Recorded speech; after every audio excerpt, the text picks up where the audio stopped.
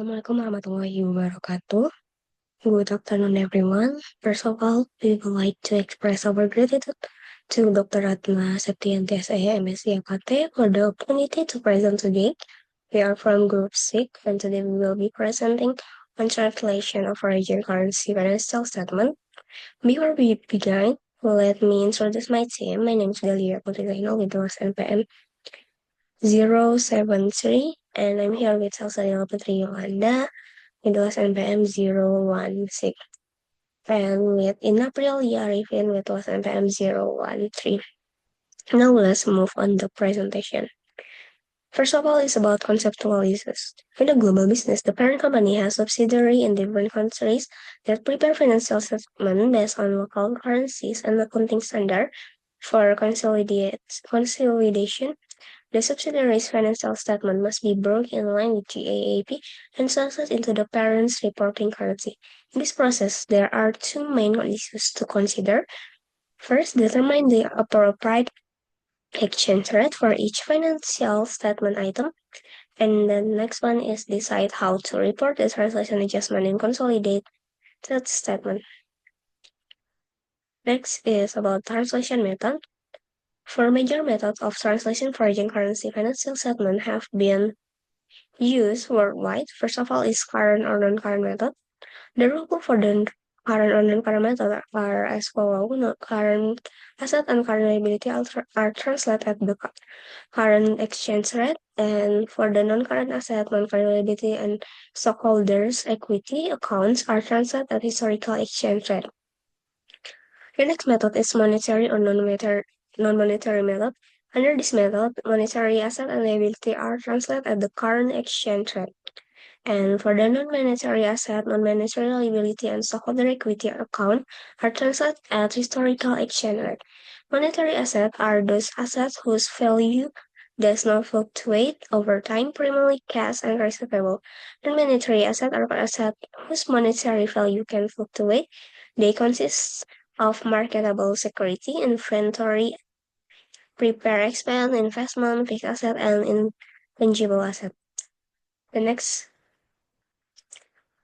translate method is temporal method.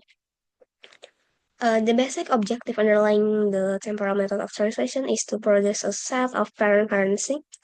Translate financial statement as if the foreign subsidiary had actually used the parent currency in conducting its operation. Consistent with the temporal method's underlying objective, asset and liability reported on the foreign operation balance sheet at historical costs are translated at historical exchange rates to yield an equivalent historical cost in parent currency terms.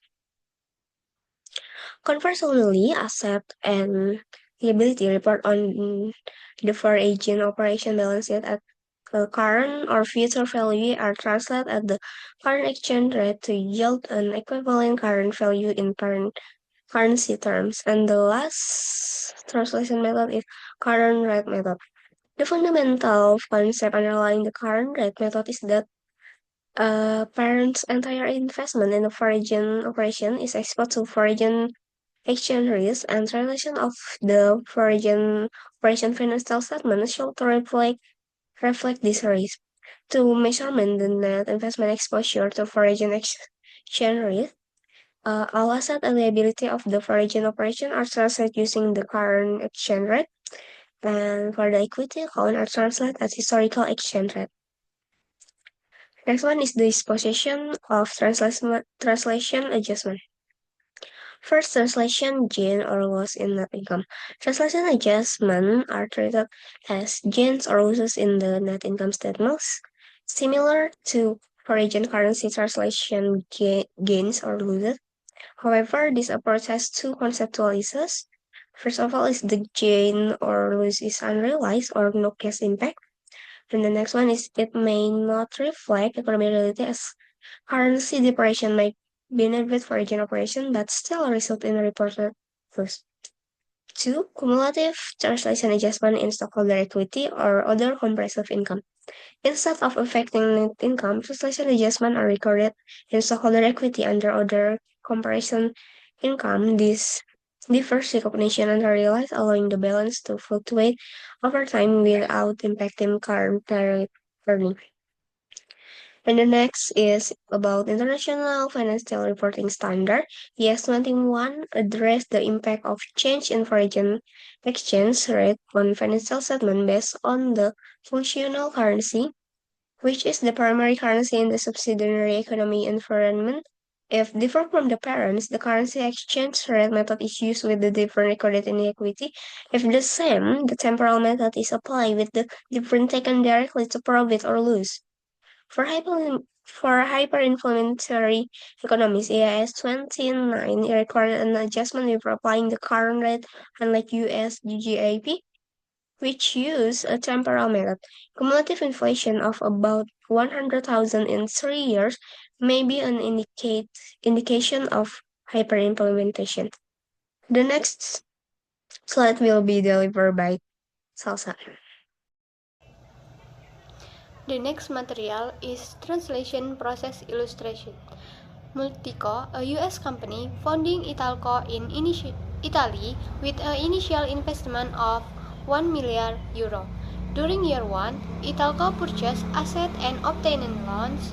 Financial statement in euros must be translated to US dollar using the exchange rate prevailing in the different period, such as 1.00 on 1 Januari and 0,90 pada 31 Desember. Okay, next slide. Italco opening balance sheet as of January 1st, year 1, showcase of 400.000 euro and inventory of 600.000 euro with share capital of 1 juta euro. Year 1, Italco record sale of 8 juta euro, net profit 825 euro, and paid dividend of 325 euro, resulting in year and retains earning of 500.000 euro. Next slide. Translation of financial statement. Current rate method. The current exchange rate method is used to translate the financial statement. Income and expense are translated using the annual average exchange rate 0,95, while dividend use the exchange rate at the declaration date. Next slide. Assets and liabilities are translated using the current exchange rate 0,90. Share capital using the rate at issue 1,00. The negative translation adjustment of 134,750 because the euro depreciation against the US dollar. Next slide. Perhitungan penyesuaian translasi. Translation adjustment are calculated based on change in net asset and exchange rate. The initial net asset balance of 1 million euro translate to 1 juta.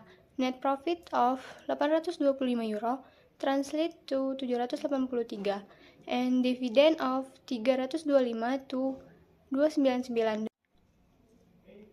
The ending balance of 1.500.000 euro is translated to 1.350.000, resulting in a negative adjustment of 134. Next slide. Remeasurement of financial statement. Temporal method. The temporal method. The temporal method measurement the financial statement, cash and liabilities use the current rate 0,90, inventory and fixed asset use the historical rate 1,00, 0,95, 0,98, total asset 3.604, liabilities and share capital 3.097, retains earning 507,600. Next slide.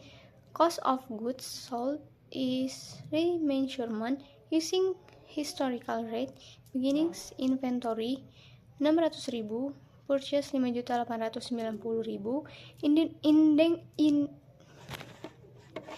ending inventory 728.000, resulting in COGS 5.762.000, net profit 875.000, and retains earning 507,600. The next is comparison of the result from applying the two different methods. First, current rate method. current rate method using current rates reflects economic exposure but is more volatile. Second is temporal method. Temporal method using historical values more stable but susceptible to remeasurement loss. Next is hedging balance sheet exposure. Translation adjustment and remeasurement gain or loss are a function of two factors. 1. Change in the exchange rate. 2. Balance sheet exposure. Balance sheet exposure can be hedged through the use of a financial instrument such as first, derivative, as a forward contract or foreign currency option. 2. Non-derivative, such as a foreign currency borrowing. The next is disclosure related to translation. Accounting standards requires an analysis of the change in the cumulative translation adjustment account to be presented in the financial statement. Many companies in US comply with this requirement by including a column titled Accumulated Other Comprehensive Income in their statement of stockholders' equity. The conclusion of our material is the election of financial statement translation method impacts the stability of earnings and equity of multinational companies. The current rate method reflects the economic condition of the subsidiary but can cause equity volatility, while the temporal method affects earnings because translation differences are recorded in the income statement. IFRS prescribes the method based on the subsidiary's functional currency with special adjustment for hyperinflationary economies. The choice of method must be tailored to the company's strategy and financial reporting objectives. That's all from me. Thank you. We have now reached the end of our presentation. If you have any question, we will be happy to answer them. Assalamualaikum warahmatullahi wabarakatuh. Saya Naura Nur Fazilanti dengan NPM 2211031072 izin bertanya. Jadi tadi udah dijelasin bahwa temporal method itu pakai historical value. Tapi kenapa di temporal method ini aset pakai historical value, sedangkan untuk kas itu tetap pakai kurs periode akhir? Terima kasih. Perkenalkan, nama saya Delia Putri Zainal. Di sini saya akan menjawab pertanyaan dari Naura. Pada metode temporal, aset yang dicatat berdasarkan historical cost ditranslasikan dengan kurs historis untuk mencerminkan nilai aslinya saat diperoleh. Namun, kas yang menggunakan kurs akhir periode, karena kas selalu mencerminkan nilai sekarang dalam mata uang fungsional, sehingga harus ditranslasikan dengan kurs yang berlaku pada tanggal laporan keuangannya. Perkenalkan, saya Miranda Sitorus dengan NPM 2211031012. Izin bertanya kepada kelompok 6. Menurut kelompok kalian, dalam situasi apa metode temporal lebih disukai dibandingkan dengan metode current rate?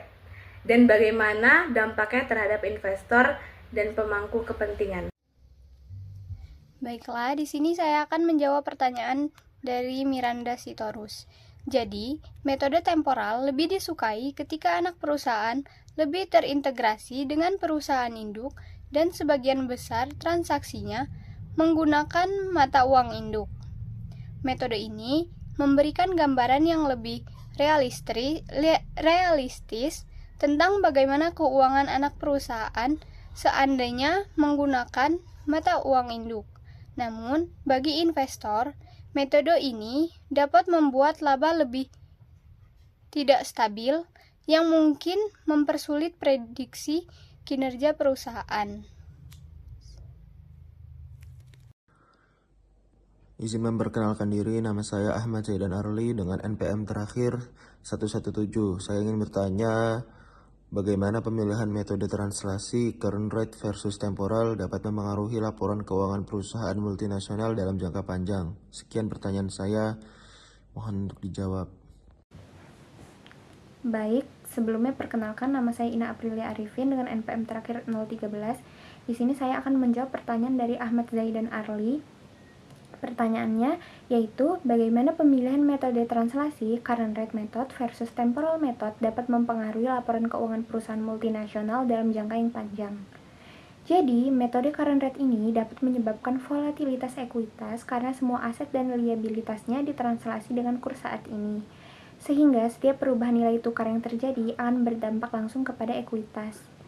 Sedangkan pada temporal method mempengaruhi laba bersih karena item tertentu seperti aset yang dicatat dengan biaya historis tetap menggunakan kurs lama, sehingga perubahan nilai tukar mempengaruhi laba melalui translasi.